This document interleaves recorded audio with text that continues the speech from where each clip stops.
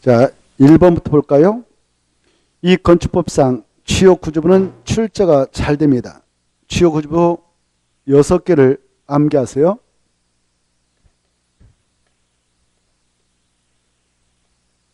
암기할 때는 두 문자 따서 내기, 무엇을 내게 하다. 바보들이 하죠. 땅을 많이 가지고 있는 지주들이 합니다. 그래서 내기, 바보, 지주. 내래뼈, 기둥, 바닥, 보, 지붕틀, 주계단이 주요 구조부다 이렇게 암기하시고, 그래서 주요 구조부에 해당하는 것은 몇 번이냐? 바로 4번만 해당하죠. 나머지는 아닙니다. 머리자 이게 아니면 아닌 거예요. 자, 그 다음에 오른쪽으로 모셔가지고 2번 보겠는데, 건축법령상 용어 틀린 거 이렇게 돼 있죠. 1번 마지막 보면 대수원 이 말 나오는데, 대수원이라고 하는 것은 내래벽을 수선하더라도 수선은 벽면적합계가 30점부터 미만이다. 그럴 때는 대수원에 포함되지 않는다. 맞습니다. 이것은 이 내래벽을 얼마 이상 수선 변경해야 대수원에 해당하냐? 30점부터 이상. 내래벽 이렇게 있다면 내래벽에 30점부터 이상을 수선하거나 또는 변경하게 될 때 이걸 대수원화하는 겁니다. 대수원. 미만이면 대수원이라 하잖아요. 일반 수원에 불과합니다. 그래서 1번 맞고요. 2번 지하에 공작물에 설치하는 점포, 차고, 사무소, 공연장 이런 거 다 건축물에 해당합니다. 그래서 해당하지 아니한다 이렇게 돼 있죠. 이건 틀린 거예요. 건축물. 그래서 해당하지 아니한다가 틀렸습니다. 해당합니다. 그 다음에 3번 설계도서라고 하는 것은 구조, 계산서, 시방서, 공사, 도면 이런 것들이 다 설계도서에 해당합니다. 맞습니다. 3번 막다른 도로 구조와 넓이는 막다른 도로가 도로에 해당한지 여부를 판단하는 기준이 됩니다. 막다른 도로 구조가 바로 10m 미만이다. 그러면 그 넓이가 2m만 되어도 건축상 도로가 되고요. 그 막다른 도로의 길이가 10m 이상 35m 미만이면 바로 3m 이상 돼야 된다. 넓이가. 그래야 도로가 돼요. 이렇게 구조와 넓이는 막다른 도로가 건축상 도로가 되는지 여부를 판단하는 중요한 기준이 된다. 맞습니다. 5번 고층 건축물 뜻인데요. 30층 이상이나 바로 높이가 30 곱하기 4하면 높이 보통 4m마다 하나층을 계산하거든요. 그래서 120m, 높이가 120m 이상이거나 층수가 30층 이상이면 둘 중 하나 요건만 충족하면 고층 건축을 합니다. 그래 이 고층 건축물이라는 것은 층수가 30층 이상이거나 또는 그 건축 높이가 여기 30에다 4를 곱하면 나오죠. 3, 4, 12 그러니까 120m 이상인 건축물은 고층 건축물이에요. 그러면 자 초고층 건축물은 뭘까요? 초고층 건축물은 뭘까요? 여기 보세요. 초고층 건축물이라는 것은 이 층수가 50층 이상이거나 50층 이상 또 이 높이가 200m 이상인 건축물이다. 이것도 좀 생각해 두세요. 200m 둘 중 하나 요건을 충족하면 초건축 건축물이 됩니다. 초고층 건축물이 되죠. 그 다음에 자 3번을 볼까요? 이 건축법령상 건축물과 관련된 설명인데 옳은 걸 모두 골라라 이렇게 되어 있죠. 1번 기억 보면 지하층의 뜻은 중요합니다. 지하층이란 건축물 바닥에 지표면 아래에 있는 층으로서 바닥에서 지표면까지 평균 높이가 해당 층 높이 얼마 이상이 되냐? 2분의 1. 그래서 3분의 1 틀렸어요. 2분의 1 이상. 그 다음에 니은 이 계축이라고 하는 것은 바로 철거란 말 나와야 돼요. 철거. 몇이 나면 일단 재축이 나와야 되고요. 그래 이제 여기 계축하고 재축은 차이가 커요. 계축은 기존 건축물의 전부 일부를 철거하고 그 대지에 따라 정정과 같은 범위에서 다시 축제하는 것을 계축이랍니다. 정정과 같은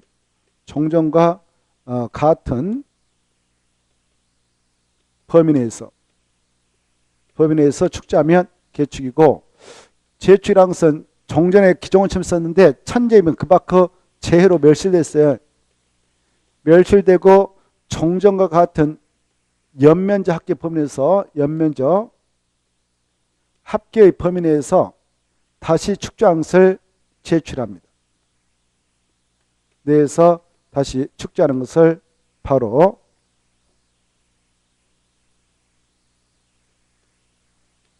합계에 대해서 종전 연면적 합계 범위 내에서 다시 축조하면 제축, 멸실하면 제축, 철거하면 개축.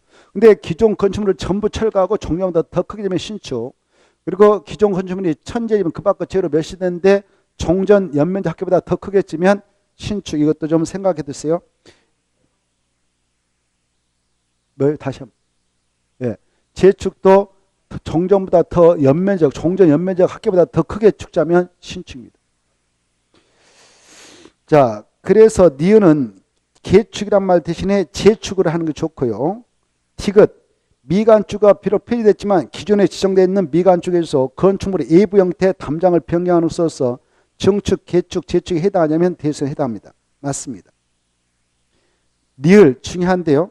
연면적 뜻인데 하나의 건축물은 각층 바닥면적 합계이고요. 그리고 용적을 산할 때 마지막에 피난 안전구역 면적이 있다면 그것은 연면적에 산입하지 않습니다. 용적을 산정 시 연면적에서 제외된 것은 지주 PP가 있다. 이게 떠올랐으면 좋겠어요. 그래서 리을은 맞습니다. 넘어가서 보시면은 바로 199페이지 199페이지 넘어가시고 200페이지 한번 봅시다. 200페이지 1번은 또 나올 가능성이 높습니다. 계속 나오고 있는데 200페이지 1번 건축법령상 한번 지워버리세요. 반복되고 있습니다. 건축법령상 건축법이 모두 적용되지 않는 건축물, 즉 건축법에 있는 1조부터 끝조까지 전혀 적용되지 않는 건축물이 있습니다. 이 5개를 꼭 암기해야 돼요.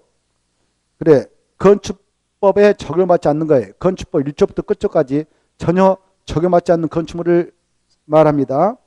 그래, 어떤 거냐? 1번 적용받지 않습니다. 문화재보호법에 따른 지정문화재인 건축물이 됐든 가지정문화재인 건축물이 됐든 적용받지 않고요. 2번 철도 선로 부지에 있는 철도의 선로 위나 아래를 가로지는 보행설도 적용받지 않고 고속도로 통행도 징수도 적용받지 않죠. 근데 우리 그 주민센터를 지역 자치센터 하잖아요. 주민센터. 이것은 바로 적용받습니다. 공용축물로서 적용받아요. 그리고 5번 계도 선로 부지 안에 있는 플랫폼도 적용받지 않습니다. 그 박스 안에 해설 보면 박스 안에 있는 5가지 있지 않습니까? 5가지를 꼭 외우세요. 이것은 건축법을 전혀 적용받지 않습니다. 2번도 똑같은 문제니까 통과하고요. 넘어가서 보시면은 바로 3번이 나올 건데요. 3번. 이 건축법령상 턱턱 시장군수 구청장에게 신고하고 축조하야 하는 공작물에 해당하는 게 이렇게 되어 있죠. 이 공작물이라는 것은 그 박스 안에 있는 그 다 공작물이에요. 인공을 가하여 제작한 시설물 중 건축물이 아닌 것을 말하는데 이 공작물을 만든다 이걸 축조를 합니다. 축조할 때 신고를 해야 하는 신고 대상이 있어요. 축조 신고 대상.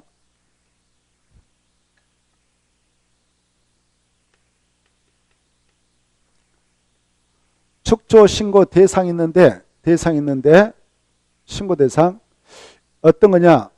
바로 옹벽하고 담장의 경우는 2m를 넘을 때 신고합니다. 2m. 그리고 강고탑하고 강고판은 4m를 넘을 때 축조 신고합니다. 그 다음에 이 굴뚝, 장식탑, 기념탑, 철탑 이런 것들은 6m를 넘을 때 축조 신고예요. 그리고 이 5m를 넘는 거 신고할 대상이 하나 있어요. 태양 에너지를 이용한 발전 설비. 이거 이 정도는 암기하셔야 되겠어요. 특히 이것은 꼭 암기해야 돼요. 옹벽하고 담장은 몇 미터를 넘게 축조할 때만 신고하느냐? 2m. 이게 제일 중요하고요. 좀 관심 있게 봐야 할 게 있다면 이 요즘에 부각되고 있는 태양 에너지를 발전 설비, 이거 몇 미터를 넘게 축조할 때만 신고하느냐? 5m. 그래 이걸 기할 때 이렇게 합니다. 자, 이 신고 대상 공작물을 보고 있는데, 축조 신고 대상 공작물을 보고 있는데, 이 옹담이가 이거 사광을 했어. 사광을 했습니다. 그리고 나서 기분 좋으니까 오 태양이시여 그렇습니다. 그리고 굴 장기철에게 팔았습니다. 그 사광을 해가지고. 그래서 8m 이하인 8m를 넘는 고가수가 나요. 8m 넘는 고가수 물탱크, 고가수가 물탱크입니다. 이 정도는 봐두세요. 이용담이가 사광을 해서 6굴 오후 태양이시 하고 6굴 장기철 팔고, 아무튼 이 수치 좀 봐두시고 한번 문제 풀까요? 친고하고 축조하여야 하는 공작물에 해당하는 게 이렇게 돼 있죠. 자, 기념탑 아까 6굴 장기철 그랬으니까 6m를 넘을 때지, 이하일 때는 신고할 필요 없어요. 고가수는 8고 그랬죠. 그래서 8m 이하일 때는 신고할 필요 없어요. 아까 강고탑은 4광 그랬잖아요. 4m 이하일 때는 신고할 필요 없어요. 담장은 몇 미터 넘을 때 신고합니까? 2m. 그래서 답은 4번이었던 것이고요. 그리고 지하 대피는 30제곱미터를 넘을 때만 신고합니다. 바닥 30지 그러거든요. 그래서 틀렸고요.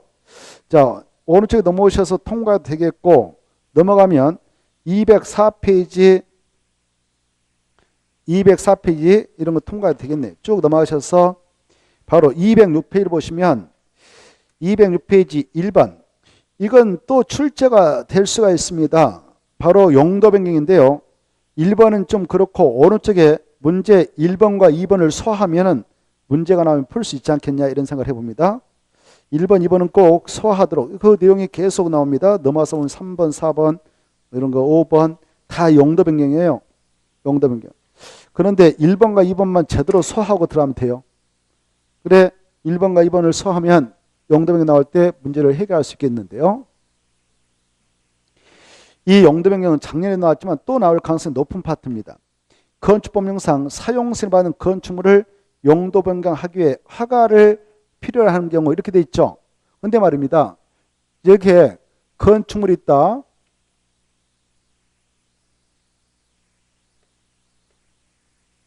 여기 이 건축물을 애당초 신축할 때요, 용도를 정해서 신축을 받아서 건축공사 끝나고 사용승인을 받아서 사용을 하게 하는데요. 이때 사용승인을 내주던 그 특별자치장, 특별자들사, 시장, 군수, 구청장이요, 자기들이 이 건축물 대장을 새로이 건축물 대장을 신규로 하나 개설해서 등록합니다. 소유자는 누구다, 그리고 용도는 무엇이다, 이런 걸 기재해요. 용도 신축할 때 숙박시설로 했다 합시다. 모텔 같은 거 숙박시설 하는데, 그래 신축해서 지금 사용하는데 등록할 때 용도를 지금 숙박시설로 기재해놨어요. 이렇게. 그런데 이걸 사용 승인 받고 나서 사용하게 되었고, 이게 오래돼서 노화돼 가지고 별로 손님이 안 옵니다. 그래서 용도를 바로 종교수를 변경하려고 그래요. 종교수. 이럴 때 이걸 용도 변경을 하죠. 이때 용도 변경할 때 이때 허가를 받아야 될까, 아니면 신고를 할까, 아니면 허가, 신고 다 필요 없이 할 수 있을까, 이런 내용을 체크하고자 할 때는 이 표에 입각해서 처리하는 겁니다. 용도 변경할 때 적용을 하겠다라는 표가 있어요. 용도 변경할 때 적용하는 표, 이게 바로 9가지 시설군과 그에 따른 29개 용도군 표가 있어요. 9개 시설군하고 29개 용도군이 있는데요. 이 위에 배치되어 있는 시설군일수록 상위 시설을 하고, 밑에 있는 시설 하위 시설을 합니다. 그리고 위에 있는 시설군일수록 위험성이 큰 시설이고, 그리고 밑으로 가면 갈수록 위험성이 적은 것들이에요. 그리고 같은 시설군인 것은 위험성의 정도가 같다 보는 겁니다. 이때 이 시설군 중 위에 있는 것들을 두 문자로 따면서 내려가면 자산, 전문, 영교, 근주구 이렇게 할 수 있어요. 이렇게 머리자 따가지고 자산, 전문, 영교, 근주구 이걸 외워야만이 의미가 있어요. 그리고 이 자동차 관련 시설군은 자동차 관련 시설이 있다 이렇게 이 시설에 해당하는 용도도 짝짓기서 암기해야 됩니다. 자자, 산, 운창, 공의, 참여장,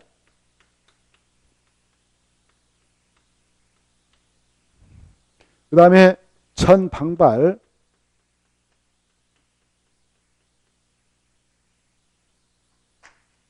그 다음에 문문 종이관,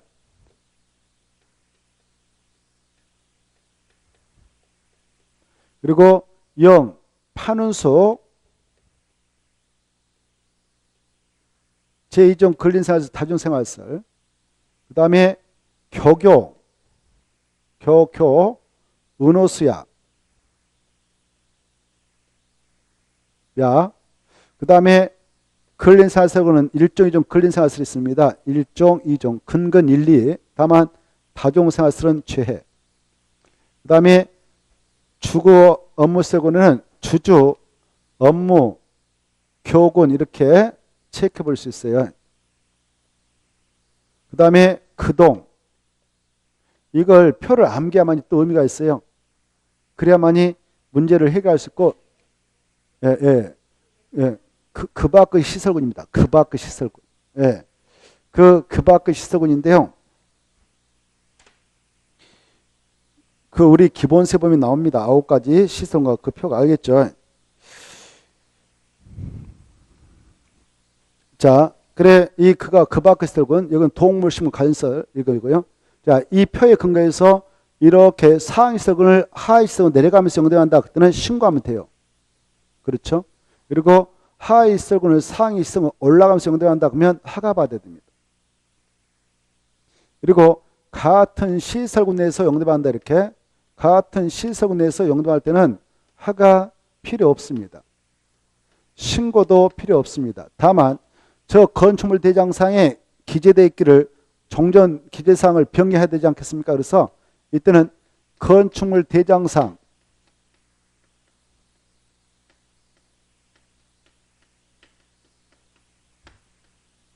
기재사항을 변경해 달라고 신청해야 됩니다.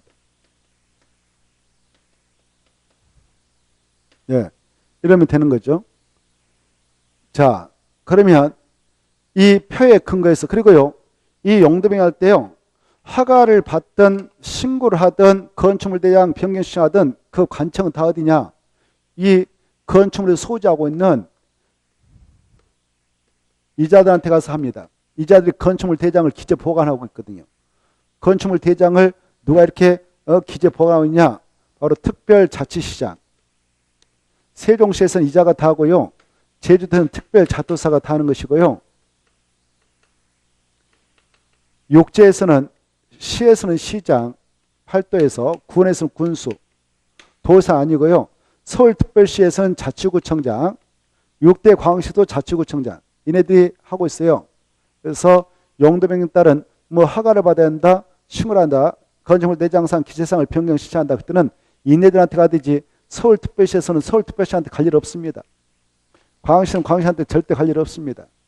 팔도에서는 도사한테 갈 일이 없습니다. 이걸 쥐어야 됩니다. 자, 이 표를 가지고 문제를 풀어볼까? 1번. 건축물로 사용세 받는 건축물을 용도명하게 한 허가를 필요한 게 이렇게 돼 있죠. 1번 업무설. 업무설을 판매설로 용도명한다. 이렇게 됐죠. 여기 업무설 봐보세요. 업무설을 바로 업무설을 판매설로 용도명한다. 판자가 있죠. 올라가니까 뭐 해야 될까? 그렇죠. 허가. 그러면 뭐 찾아라? 허가 받아라 라고 하는 걸 찾았죠. 그러면 여기서 끝내야 돼요. 시험장에서도. 1번 답 찾았으면 볼 필요 없죠. 근데 한번 시험 공부 해보죠. 2번 숙박스를 일종 근생으로 평한다. 여기 숙박스요. 여기 보세요. 숙박스를 제1종 근생으로 용도한다. 그러면 내려가죠. 뭐예요? 신고. 그렇죠? 그 다음에 3번 볼까? 장례시설을 종교시설. 여기요. 장례시설을 종교시설 용도한다. 이렇게 내려가죠. 뭐예요? 신고. 네 번째, 수련시설 공농토. 여기 숫자 있죠. 수련시설, 봐보세요. 수련시설을 공농토로 용도한다. 공농토 여기 있어요. 주택이에요. 주택. 단독택, 공농택 때. 그래서 이렇게 들어갔으니까 바로 신고. 그 다음에 공장, 여기 있네요. 공장을 뭘로 용도한 겁니까? 마지막에 관광회계세. 여기 관자가 여기 있잖아요. 관자요. 관광회계세. 내려가죠? 그리고 신고하는 거죠. 이해되죠? 이 표를 암기하만이 해결할 수 있어요. 2번 뭘까? 사용 승인을 받은 건축물 용도명인데 틀린 거 이렇게 돼 있죠. 여기 단독택을 다가구로 용도한다. 여기 보세요. 여기 있네요. 주택을 주택으로 변한다. 이거 봐봐요. 거기 뭐라고 나왔어요? 1번. 네, 뭐라? 아니, 거기 다가 뭐라고 나왔어요? 1번? 1번이 뭐라고 했어요? 단독택을 다가구로 용도할 때는 건축물 대장 기재형의 변경을 신청하지 않는다. 이겁니다. 자, 여기 우리 건축법 시행령에 보면 용도를 29개로 분류하고 있어요. 그때 제1호에 단독택이 4가지 나옵니다. 이렇게. 여기 보세요. 단독택이 4가지 나오는데 첫째 단독주택, 둘째 다중주택, 셋째 다가구주택, 넷째 공간, 이런 것들이 제1호로서 등장합니다. 그리고 2호 보면 공농택이 나와요. 이 공농택도 4가지가 있어요. 아파트, 연립택, 다주택, 그 다음에 기숙사 이런 게 있죠. 이런 것들을 동일한 호라고, 동일한 호. 뭐라고 한다고? 동일한 호. 1호, 2호 이렇게 1호, 2호. 그래 동일한 호. 동일한 호 내에서 용도명할 수 있어요. 여기 보세요. 이 다가구를 다중으로 바꾼다. 또 다가구 단독택을 다가구로 바꾼다. 다중을 다가구로 변경할 수 있다. 그걸 동일한 호 내에서 용도명이라고. 동일한 호. 뭐라 한다? 동일한 호. 동일한 호 내에서 용도명할 때는 이거 다 필요 없어요. 여기 봐봐. 허가도 받을 필요 없고 신고도 할 필요 없고 건축물 대장상 기재상을 변경해달라고 신청할 의무도 없어요. 세 가지 다 필요 없어. 아까 동일한 시설군 내, 동일한 시설군 내에서 동일한 시설 내에서 할 때는 허가 신고 필요 없지만 건축물 대장상 기재상을 변경해달라고 신청할 의무는 있다고 그랬죠. 근데 이것은 동일한 호란 말이에요. 호. 동일한 호 내에서 용도할 때는 세 가지 다 필요 없어요. 허가도 신고도 건축물 대장상 기재상을 변경해달라고 신청할 필요도 없습니다. 네? 예. 그래서 2번에 1번 맞아요. 그 다음에 자 2번은 일종 근린생활시설. 여기 제1종 여기 일종 근린생활시설을 뭘로 용도하느냐? 의뢰서는 올라가죠. 의뢰서 여기 올라가니까 뭐예요? 허가 이렇게 허가라고 써보고 맞죠? 맞네. 써졌네. 3번 숙박시설 수련시설 변경한다. 여기 숙박시설이 어디냐? 여기 숙박시설을 수련시설 변경할 때 내려가네. 뭐예요 이거? 신고. 신고를 하면 된다. 맞죠? 4번 교육연구시설 판매시설. 교육연구시설 여기 교육연구시설 판매시설 올라가네요. 올라가니까 뭘까? 허가. 올라가니까 허가. 그래서 맞죠? 5번 공장을 자동차 여기요. 공장을 자동차 관리시설 용도한다. 이거 뭐예요? 허가죠. 그래서 맞아요? 틀려요? 5번. 틀렸죠? 허가로 바꿔야 됩니다.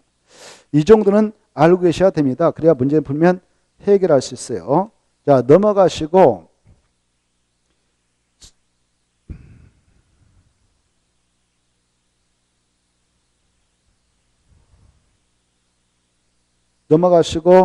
쭉 넘어가면 212쪽이 나옵니다. 212쪽 보면 1번 건축법상 건축허가의 사정결정이다. 이게 좀 중요한 내용인데요. 자주 시험에 나오니까 좀 잘 체크할 필요가 있다. 우리가 이 건축물을 이렇게 건축을 하고자 할 때요. 건축물을 건축하고자 할 때 허가를 받아야 하는 경우가 있고 가격이 없고 규모가 정상 신고만 해도 되는 경우가 있어요. 건축신고. 근데 신고 대상 말고 허가 대상일 때만 이런 절차를 우리는 거쳐할 수 있어요. 정시로 건축허가를 신청하기 전에 미리 땅 준비해가지고 이 땅에다 어떤 용도의 건축물을 허가받아 건축할 수 있으며 자기가 건축을 구상하고 있는 건에 대해서 법적으로 이 건축물을 허가받아 건축할 수 있는지, 규모는 얼마까지 가능한지, 그리고 허가를 받기 위해서 내가 고려할 거 뭐가 있는지, 이런 것들 미리 결정 좀 해주세요 라고 신청할 수 있어. 미리 결정한다, 이걸 사전결정이라고, 그걸 신청하는 것을 사전결정 신청 제도로 합니다. 네? 사전결정 신청은 건축 허가 대상 건축물을 건축에 들어갈 때 미리 정식으로 허가 신청하기 전에 미리 알아보는 절차예요. 이것은 바로 허가권자한테 알아보는 겁니다. 네. 허가권자가 그런데 누구냐면은, 자, 이 7명 있어요. 특별자치시 있잖아요. 여기서 무조건 이자가 다 허가권 행사예요. 세종시에서는. 제주도에서는 이자가 무조건 규모와 감시 다 허가권 행사합니다. 특별자치도사가. 세종시에서는 특별자치장이. 저희는 이자만이 허가권자예요. 그 다음에 육지에서는요, 팔도가 있거든요. 경기도, 강원도, 충청, 남북도, 경상, 남북도, 전라, 남북도. 이 팔도에서는 도의사가 절대 허가권자가 아니에요. 이게 중요해요. 그래서 사전결정 신청할 때는 허가권자가 아닌 도의사한테는 갈 일이 없어요. 허가권자한테만 가거든요. 이거 누구한테 간다고? 허가권자. 도의사는 허가권자가 절대 아닙니다. 이 도의 시군 있잖아요. 시에서는 시장이 무조건 허가권자예요. 군에서는 군수가 허가권자니까 얘네들한테 사전결정 신청하지 도의사한테 갈 일은 절대 없다. 이렇게. 네, 팔도에서는. 도의사는 절대 아니에요. 자, 그 다음에 여기 서울특별시 있잖아요. 서울특별시하고 욕대광역시는요. 욕대광역시는 허가권자가 이원화돼 있어요. 그래 이 지역에서 건물 지으려고 하는데 그 건이 아주 대형이다. 대형. 대형일 때는 특별시에서 특별시장, 광역시장, 광역시장이 허가권자니까 이자한테 받으러 가야 돼요. 이때 대형이란 뭐냐면은 층수가 21층 이상. 21층 이상이라든가 연면 작게 10만 평대 이상인 건축물. 예. 21층 이상. 이런 큰 건축물이 또는 연면 작게 10만 평대 이상인 거. 그리고 연면적 10분의 3 이상 증축을 통해서 21층 이상으로 증축하려고 한다. 그리고 10만 평대 이상으로 증축하려고 한다. 그런 것들을 대형이라고 그래요. 이럴 때는 그 땅에 서울특별시 입당하시면 특별시장 광역시장 가서 허가받아. 이네들 허가권자예요. 근데 이런 규모라도 그 용도가 창고다, 공장이다 그러면 절대 이자들한테 가지 않아요. 이건 죄대예요. 이것은 바로 이네들한테 가는 게 아니고 관할 구청장한테 가면 돼요. 구청장. 그리고 이 규모 미만이면 자치구청장이 허가권자니까 자치구청장한테 가야 됩니다. 오케이? 여기. 그래 이렇게 이원화되어 있단 말이에요. 네. 그래 이제 여기서 알아볼 것은 누구는 절대 허가권자에 끼어들지 않느냐? 도의사. 자, 그래서 도의사한테는 사전결정 신청할 일이 없다. 이 정도를 먼저 알면 돼요. 그래 문제를 한번 풀어볼까요? 자, 1번 보면 A도 사전결정인데 건축법상 건축의 사전결정이다. 옳은 거 이렇게 돼 있죠. 1. A도 BC에서 30층짜리 건축물 건축한다. 30층짜리라는 것은 허가 대상이다. 그 말이에요. 뭐 대상이다?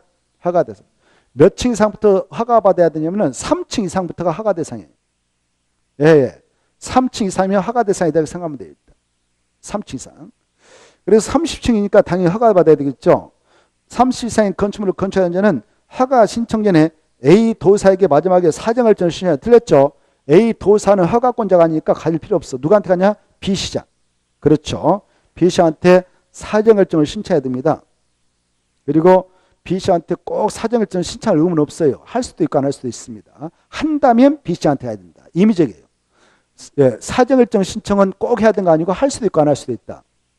예, 임의적이다. 그래서 B시장한테 할 수 있다 그래야 돼요. 만약 이 사전결정 신청이 들어가면 허가권자는요. 바로 2번 봐봐. 그 건이 이 지금 사전결정 시터라는데 이 건축물을 건축하려는 이 건이 거기 건축면적이 이렇게 돼 있잖아요.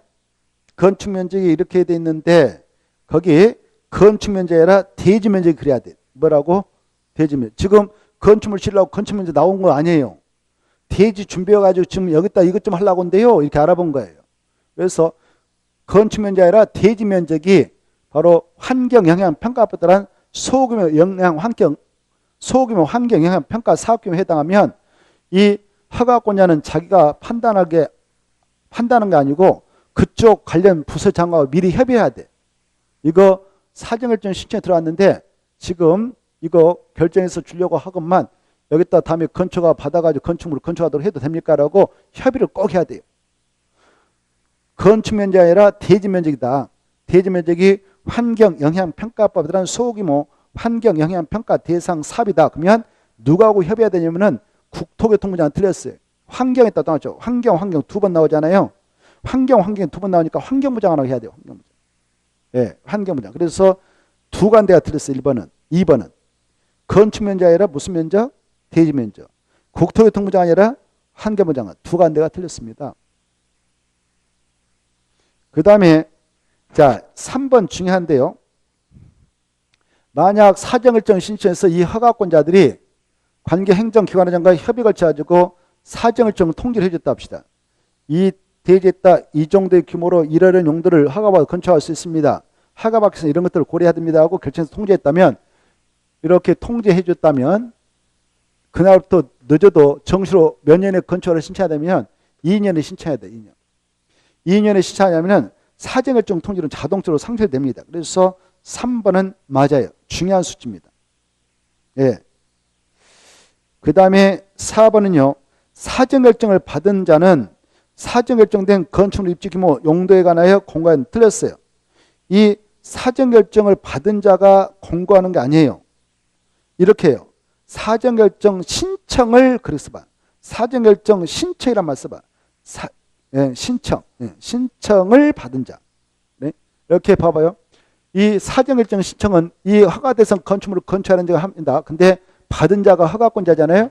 사정결정 신청을 받은 자, 그러면 허가권자예요. 사정결정 신청을 받은 자는 사정결정된 건축물의 입지규모 용도를 정해서 통지해주면 돼. 네, 그렇죠. 그래, 용도 등을 정하여 신청인에게 통지해주면 돼요. 신청인에게 통지해주면 됩니다. 공고하는 게 아니고 통지해줘요. 신청자한테 알려준다 그 말이죠.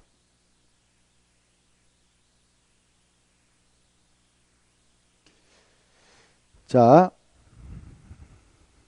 오른쪽 페이지 박스 보면 4번에 그거 써놨어. 오른쪽 페이지 4번. 박스 안에 4번 보면 허가권자는 사정결정 신청을 받으면 입지, 건축 용도, 규모 등을 사정 결정한 후 사정결정 신청자의 날짜라 이렇게 돼 있죠. 4번. 예. 그래서 동그라미 4번 완전히 틀린 겁니다. 5번 보죠. 이 사정결정 신청하는 자가 필요하면 자기가 지금 구사하고 있는 건축물 건축인의 심의 대상이다, 교통영향평가 대상이다. 그러면 그거 알아보기 위해서 동시에 신청할 수 있어요. 그래서 없다가 틀렸습니다. 5번. 있다. 그 다음에 넘어가서 보면 자, 쭉 넘어가셔서 215페이지 03번에 나오는데 03번 건축법상 시장수역이요. 아까 이 시장수가 자기 지역에서는 여기 계룡시장, 여기 옥천군수 있잖아요. 여기서 무조건 그 시장이 군에서 군수가 허가권자예요. 도사는 절대 아니에요. 이때 여기 보세요. 이 시장이라든가 군수가 지금 허가권자에서 허가 신청을 받았어요.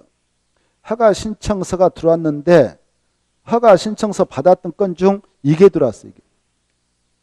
대형이 들어왔어요. 네.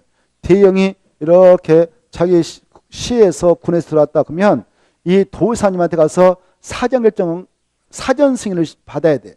도사님 이런 거 들어왔는데 좀 승인 좀 내주세요 라고 신청해. 그래서 도사가 알았어. 검토해가지고 승인을 내줄 수 있겠다 그러면 내주고, 안 내주고 싶으면 안 내줘도 돼요. 그러면 건축 못해.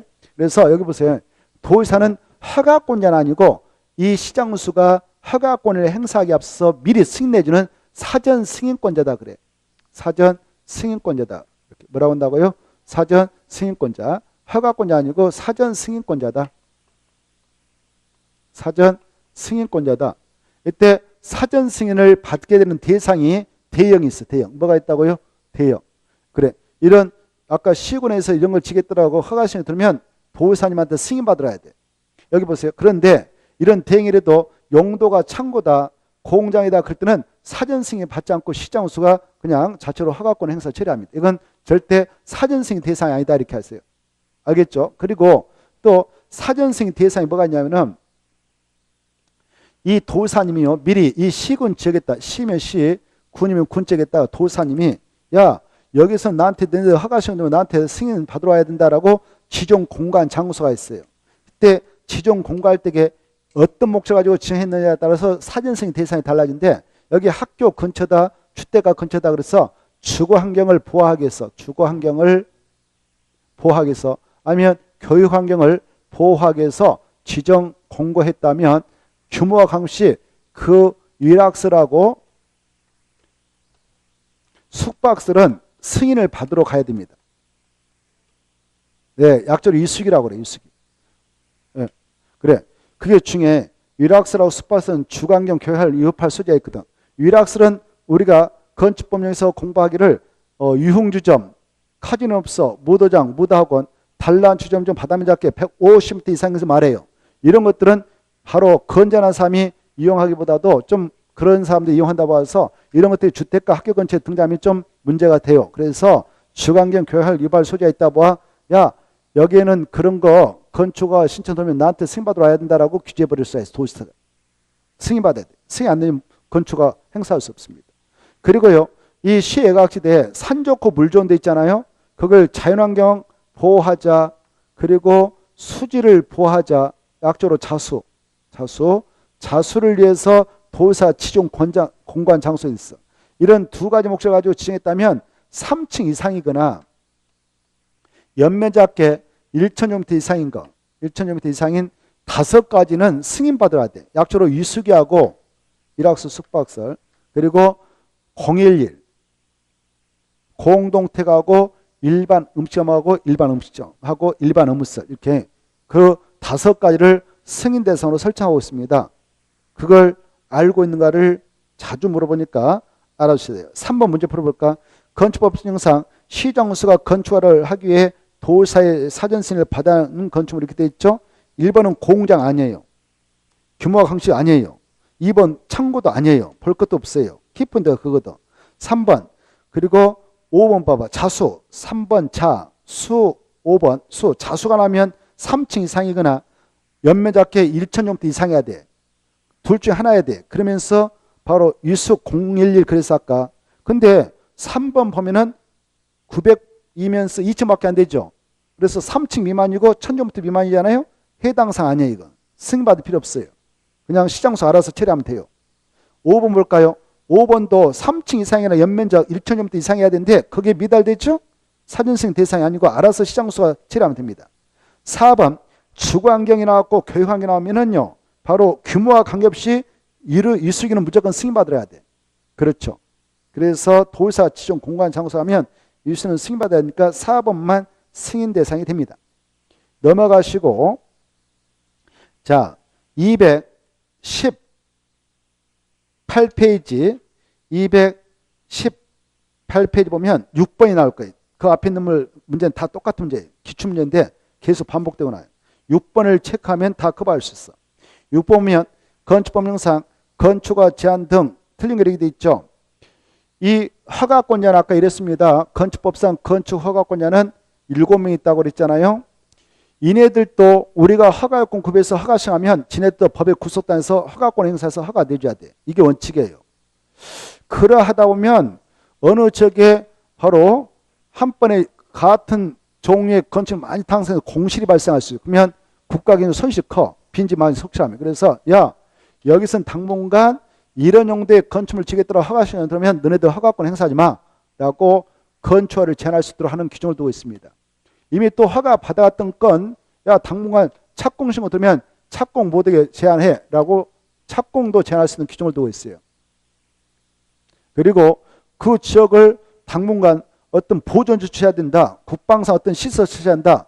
그럴 때에 건축화 내줘가지고 건축공사 진행하면 방해를 둘 수 있고 군의의 기밀이 셀 수가 있어요. 그래서 바로 국민 경제상뿐만 아니라 국토관리상 또 뭐 여러 가지 환경 보정상 여러 가지 이유를 들어서 바로 건축화를 제한하고 착공을 제한할 수 있는 기준을 두고 있는데, 이때 시험권으로서 알아둘 것은 이렇게 제한할 때에 누가 제한할 수 있냐, 누가 누구 권한을 제한하냐, 국토교통부장하고 바로 특별시장, 광역시장, 도지사라는 자가 제한을 할 수 있는데요.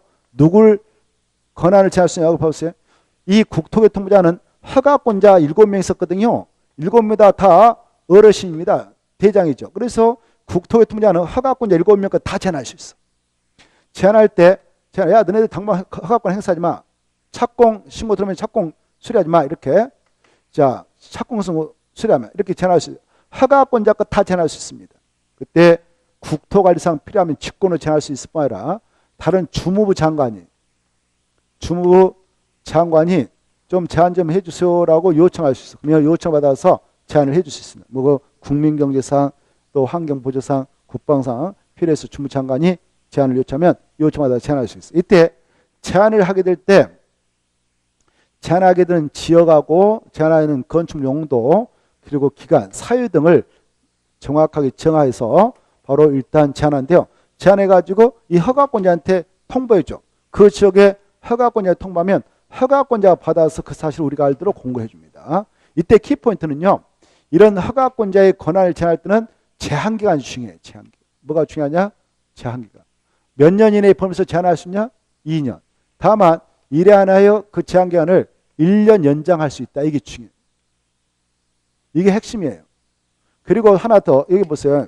이 서울특별시장, 6대 광역시장, 도의사 있잖아요. 이네들도 제한할 수 있는데 여기서 봐봐. 서울특별시장은 자기보다 하급자인 구청장 거 제한할 수 있고 6대 광역시도 자기보다 하급자인 구청장 권한을 제한할 수 있어요. 또 광역시 군의 군수 것도 제한할 수 있고요. 이 도의사는요. 자기보다 하급자인 시장 거 군수 거 제한할 수 있어요. 그래 이 자들은 시장, 군수, 구청장의 권한을 제한할 수 있습니다. 제한을 했다면 제한된 그 사유, 그 내용을 즉시 국장한테 보고해야 돼요. 보고받았던 국장이 검토한 결과 너무 제한이 지나치다라고 하면 야 그거 빨리 풀어줘라 라고 해제할 것을 권고할 수 있어. 권고 아니라 틀려. 권고하면 틀리고 명할 수 있다. 이게 중요해요. 뭐 할 수 있다고요? 명. 권고로 이렇게 시험에 나왔는데 틀리고 권고는 타일름에 불과하고 강력성이 없기 때문에 밑에 사람이 안 따라도 돼. 그러나 명은 명령에 앞서서 권력자 행정장이 따라야 됩니다. 명을 이행해야 돼. 그래서 명할 수 있지 권고할 수 있다 하면 틀립니다. 이자들도 제한기간은 제장 이래 하나여 일단 원칙 2년 동안 제한하고 이래 하나여 2년 연장해서 제한할 수 있다는 거. 이런 것들을 알고 있으면 좋겠습니다. 키포인트는 제한기간이에요. 6번 틀린 거 이렇게 되어 있는데 1번 맞고 2번 맞고 3번이 중요해요. 건축가의 제한을 연장한 경우 이래 하나여 2년 동안 제한기간 연장할 수 있어요. 맞아요? 틀려요? 틀려요. 몇 년만 제한할 수 있다고 그랬어요? 1년. 그래서 틀렸습니다. 특히 5번 좀 보세요. 국토교통부 장관은 보고받은 특강 도지사의 그 제한 내용이 지나치다 해지를 뭐 할 수 있다? 명할 수 있다. 이렇게. 자, 그 다음에 이제 넘어오셔가지고 한참 넘어가면 9페이지가 나올 겁니다. 9페이지가 220페이지. 220페이지 9번이 나올 거예요. 9번. 찾았나요? 자, 이 9번은 좀 쉬었다가 좀만 더 하죠. 그게 낫겠죠.